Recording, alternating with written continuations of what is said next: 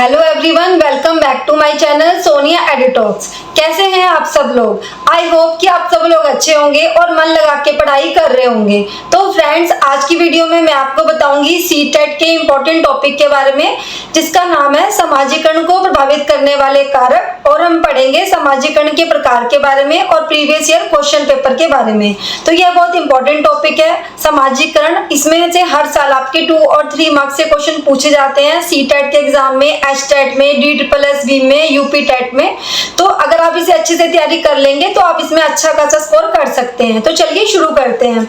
समाजीकरण को प्रभावित करने वाले कारक। तो समाजीकरण को जो कारक प्रभावित करते हैं वो इस प्रकार से हैं। फर्स्ट वन इज पालन पोषण। बालक के समाजीकरण पर पालन पोषण का गहरा असर पड़ता है। जिस प्रकार का प्रारंभिक वातावरण बच्चों को मिलता है, उसी प्रकार की भावनाएं और अनुभूतियां उसके अंदर विकसित हो जाती हैं। एक बच्चा परिवार में जन्म लेता है तो उसके जो माता पिता होते हैं, उसके जो भाई बहन होते हैं, उनके साथ वो रहता है। उसके माता पिता एक बच्चे को अच्छा संतुलित भोजन देते हैं, आहार देते हैं, उसकी जरूरतों का पूरा ध्यान रखते हैं ताकि उसका विकास अच्छे ढंग से हो और उसका समाजीकरण भी काफी अच्छे ढंग से हो। तो वह जब अच्छे परिवार में रहता है, उसके अंदर अच्छी भावनाएं आती हैं, अच्छी अनुभूतियां होती हैं। उसका पालन पोषण जितने अच्छे ढंग से होगा, एक बच्चा समाज में अपना समाजीकरण भी उतने अच्छे ढंग से कर पाता है। नेक्स्ट वन इज सहानुभूति। पालन पोषण की तरह सहानुभूति का भी बालक के समाजीकरण पर गहरा प्रभाव पड़ता है। वह उस व्यक्ति को अधिक प्यार करने लगता है जिसका व्यवहार उसके प्रति सहानुभूतिपूर्ण होता है। एक बच्चा जो होता है, अगर आप एक बच्चे से प्यार से बात करेंगे तो उस बच्चे का आपके प्रति लगाव होगा, स्नेह होगा, तो वो आपसे बहुत खुश होकर और हंस के बात करेगा। लेकिन अगर बच्चे से आप काफी बुरे ढंग से बात करोगे, चिड़चिड़ापन करोगे, तो ऑटोमेटिकली बच्चे का जो प्यार और लगाव होगा वो आपके प्रति नहीं होगा। तो जितना एक बच्चे से हम अच्छे से बात करेंगे, उसके प्रति सहानुभूति की भावना रखेंगे, प्रेम की रखेंगे, तो बच्चे का समाजीकरण उतना ही अच्छे ढंग से होता है। नेक्स्ट वन इज सामाजिक शिक्षण। सामाजिक शिक्षण का भी बालक के समाजीकरण पर गहरा प्रभाव पड़ता है। इसका आरंभ परिवार से होता है, जहां पर बालक माता पिता, भाई बहन और अन्य सदस्यों से खान पान तथा रहन सहन आदि के बारे में शिक्षा प्राप्त करता रहता है। एक बच्चा जो होता है समाज के संपर्क में जाता है, समाज के लोगों से मिलता है। सबसे पहले तो अपने परिवार में ही रहता है, उसके जो भाई बहन होते हैं उनसे वो बात करता है, और जो उसके माता पिता होते हैं वो उनसे उसको बताते हैं कि हमें कैसे रहना है, सोसाइटी में कैसे रहना है, कैसे खाना पीना है। उसको काफी सारे डिसिप्लिन सिखाते हैं, मैनर्स सिखाते हैं, उसको रहन सहन सिखाते हैं और एजुकेशन मिलती है एक बच्चे को, जिससे कि उसका सामाजिक शिक्षण जो होता है बहुत अच्छे ढंग से होता है। नेक्स्ट वन इज पुरस्कार एवं दंड। बालक के समाजीकरण में पुरस्कार एवं दंड का भी महत्वपूर्ण प्रभाव पड़ता है। जब बच्चा समाज के आदर्शों तथा मान्यताओं के अनुसार व्यवहार करता है, तब लोग उसकी प्रशंसा भी करते हैं। जब एक बच्चा होता है वो स्कूल में पोजीशन लेके आता है, फर्स्ट आता है, तो उसको अवार्ड दिया जाता है, उसको सर्टिफिकेट दिया जाता है, अप्रिशिएट किया जाता है, तो बच्चा बहुत ज्यादा खुश हो जाता है। लेकिन अगर एक बच्चा गलत व्यवहार करता है, किसी को गाली गलौज करता है या किसी की निंदा करता है, तो उसको दंड दिया जाता है। अगर ये सब चीजें जो होती हैं, बच्चे के समाजीकरण पर इन सब का प्रभाव पड़ता है। अगर बच्चा अच्छा व्यवहार करता है तो समाज का व्यवहार उसके प्रति अच्छा होता है, उसको अवार्ड दिया जाता है। और अगर उसका व्यवहार अच्छा नहीं होता, वो चोरी करता है, डाका डालता है, गलत लोगों की संगत में पड़ जाता है, उसकी जो संगति होती है वो गलत होती है, तो उसको दंडित किया जाता है। नेक्स्ट वन इज वंशानुक्रम। बालक में वंशानुक्रम से प्राप्त कुछ अनुवांशिक गुण होते हैं, जैसे मूल भाव, संवेग, सहज क्रियाएं व क्षमताएं आदि। इनके अतिरिक्त उनके अनुकरण एवं सहानुभूति जैसे गुणों में भी वंशानुक्रम की प्रमुख भूमिका होती है। जो हेरिडिटी होती है, उसका प्रभाव भी बच्चे के समाजीकरण पर पड़ता है। एक बच्चा जो होता है उसको हेरिडिटी से जो चीजें मिलती है, जैसे उसका स्वभाव कैसा होगा, उसकी किन चीजों में रुचि होगी और वो लोगों से कितने प्रेम प्यार से बात करेगा, तो ये जो उसका हेरिडिटी से जो जो चीजें मिलती हैं, इसका प्रभाव भी एक बच्चे के समाजीकरण पर पड़ता है। परिवार। बालक के समाजीकरण में परिवार का मुख्य स्थान होता है। इसका कारण यह है कि प्रत्येक बालक का जन्म किसी न किसी परिवार में होता है। जैसे जैसे बच्चा बड़ा होता जाता है, वह अपने माता पिता और भाई बहन से प्रेम, सहानुभूति, सहयोग, सहनशीलता आदि अनेक सामाजिक गुणों को सीखता रहता है। जब बच्चा परिवार में उसका जन्म होता है, परिवार के लोगों के साथ वो उठता है, बैठता है, खेलता है, तो काफी सारी चीजें वो सीखता है। आपस में जो प्यार होता है, सहानुभूति होती है, अपनत्व की भावना होती है और आपस में इकट्ठे होके खेलना, तो ये सब भावनाएं जो होती हैं, इससे भी बच्चे का जो समाजीकरण होता है काफी अच्छे ढंग से होता है और बच्चा काफी सारी अच्छी चीजें सीखता है। नेक्स्ट वन इज पड़ोस। पड़ोस भी एक प्रकार का बड़ा परिवार होता है। जिस प्रकार से बालक परिवार के विभिन्न सदस्यों के साथ अंतःक्रिया के द्वारा अपनी संस्कृति एवं सामाजिक गुणों का ज्ञान प्राप्त करता है, ठीक उसी तरह वह पड़ोस में रहने वाले विभिन्न सदस्यों एवं बालकों के संपर्क में रहते हुए विभिन्न सामाजिक बातों का ज्ञान प्राप्त करता रहता है। वह पड़ोस में उसके काफी सारे उसके दोस्त होते हैं या पड़ोस के जो लोग होते हैं, जब उनके संपर्क में जाता है तो उनके साथ भी उनकी जो संस्कृति होती है, उनका कल्चर होता है, वो लोग कैसे रहते हैं, कैसी भाषा बोलते हैं, तो बच्चा काफी सारी चीजें थोड़ी थोड़ी सीख जाता है। जैसे एक बच्चा जो होता है, मानो वह पंजाब में जाके रहता है और वह हिंदू है, तो वो पंजाब में जाके रहेगा तो पंजाब के लोगों का रहन सहन सीख जाएगा और वहाँ की थोड़ी भाषा का भी ज्ञान हो जाएगा। तो एक बच्चे का जो आस पड़ोस जो होता है वो जितना अच्छा होता है, जितनी अच्छी चीजें उनसे सीखता है, एक बच्चे का समाजीकरण उतना ही अच्छा होता है। Next is school.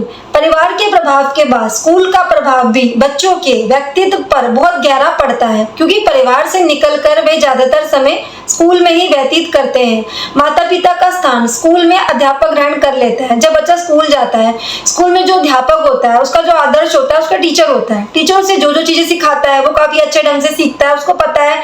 एक छोटा बच्चा भी होता है, मान लो नर्सरी केजी का, वो स्कूल जाता है तो उसको पता होता है कि टीचर ने ऐसे बोला है, ऐसे होमवर्क करना है, तो घर जाके मुझे ऐसे करना है। वो टीचर की बात बहुत अच्छे ढंग से सुनता है, समझता है और काफी सारी चीजें सीख जाता है।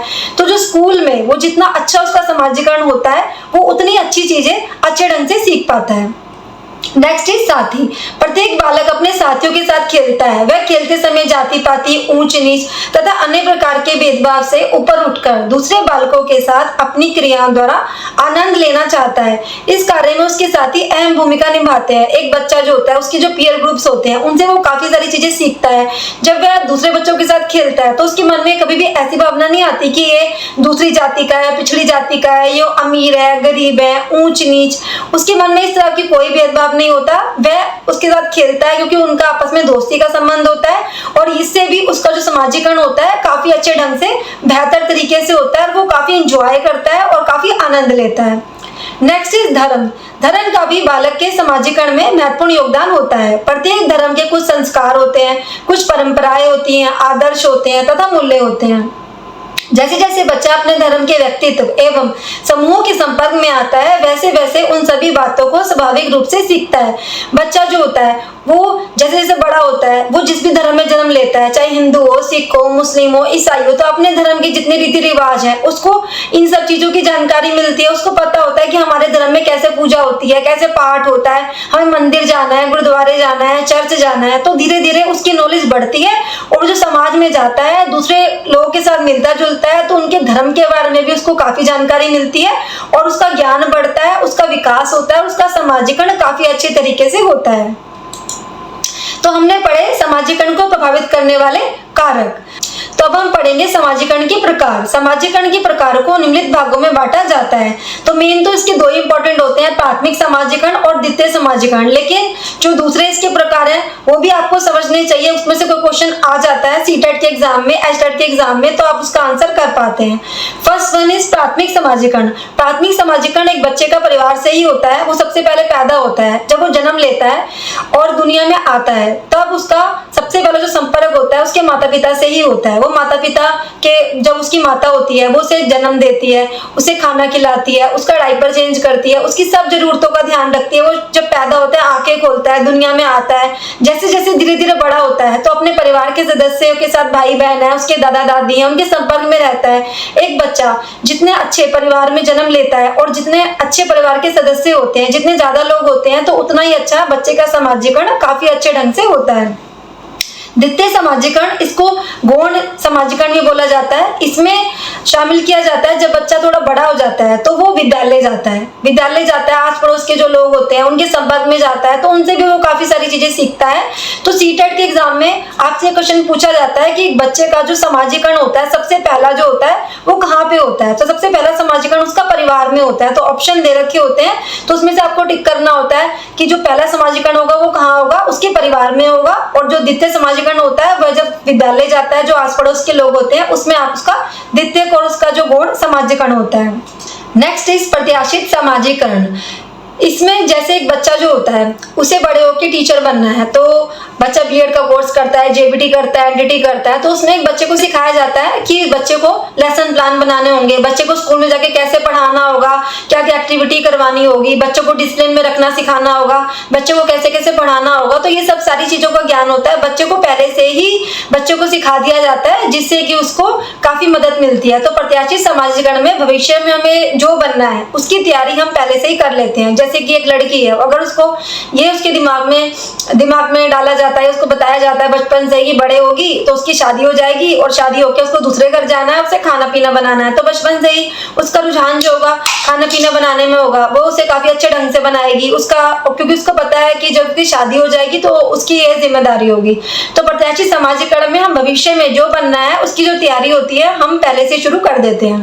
नेक्स्ट इज पुनः समाजीकरण। पुनः समाजीकरण में होता है जैसे एक बच्चा जो होता है उसे बनना कुछ और होता है, वो बन कुछ और जाता है। जैसे कि एक बच्चा अच्छी पढ़ाई लिखाई करता है, इंजीनियरिंग करता है, और वह जब उसे जॉब मिल जाती है तो उसमें उसका मन नहीं लगता, उसको अच्छा नहीं लगता, क्योंकि वो ज्यादा लोगों से बात नहीं कर पाता, तब वो यूट्यूबर बन जाता है, मान लो किसी और प्रोफेशन में चला जाता है, तो उसका जो पुनः समाजीकरण होता है वो दोबारा से हो जाता है।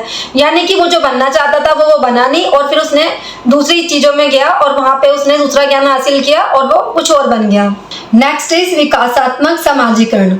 विकासात्मक समाजीकरण में होता है जैसे एक बच्चा जो होता है, अगर उसका विकास जो होता है वो लाइफ टाइम होता रहता है। जैसे एक बच्चा जो होता है, मान लो उसे इंग्लिश लैंग्वेज सीखनी है, फ्रेंच लैंग्वेज सीखनी है, तो वो कोई इंस्टीट्यूट ज्वाइन कर लेगा, कोई कोर्स कर लेगा, और उसमें जो उसकी थोड़ी नॉलेज होती है वो उसकी काफी ज्यादा नॉलेज इकट्ठी कर लेता है और काफी ज्यादा ज्ञान हासिल करता है, तो वो काफी ज्यादा विकास उसका अच्छे ढंग से होता है। अगर हमें किसी चीज के बारे में कम जानकारी है और अगर हम उसे पढ़ते रहेंगे, समझते रहेंगे, कुछ नया नया सीखते रहेंगे, तो उस चीज में हम काफी अच्छा खासा विकास कर लेंगे।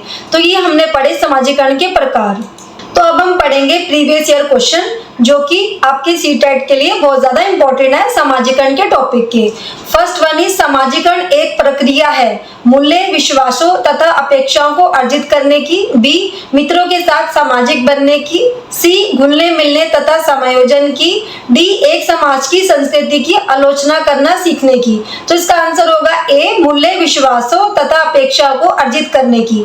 सेकेंड इज समाजीकरण की प्रक्रिया में शामिल नहीं है, ए मूल्य और विश्वासों का अर्जन, बी अनुवंशिक संचरण, सी एक संस्कृति की रीतियों और मानदंडों को सीखना, डी कौशलों का अर्जन।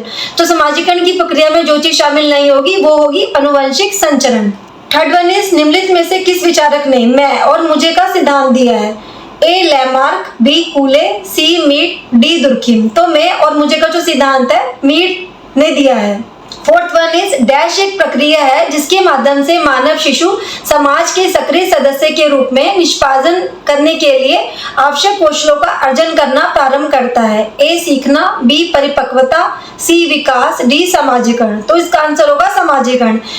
फिफ्थ, विद्यालय और समाजीकरण के बारे में निम्नलिखित में से क्या सत्य है। समाजीकरण में विद्यालय की कोई भूमिका नहीं होती, विद्यालय समाजीकरण का एक महत्वपूर्ण कारक है। समाजीकरण में विद्यालय की बहुत थोड़ी भूमिका होती है, विद्यालय समाजीकरण का पहला मुख्य कारक है। तो इसका आंसर होगा बी, विद्यालय जो है समाजीकरण का एक महत्वपूर्ण कारक है। जो विद्यालय होता है वो भी अपनी अहम भूमिका निभाता है समाजीकरण के लिए।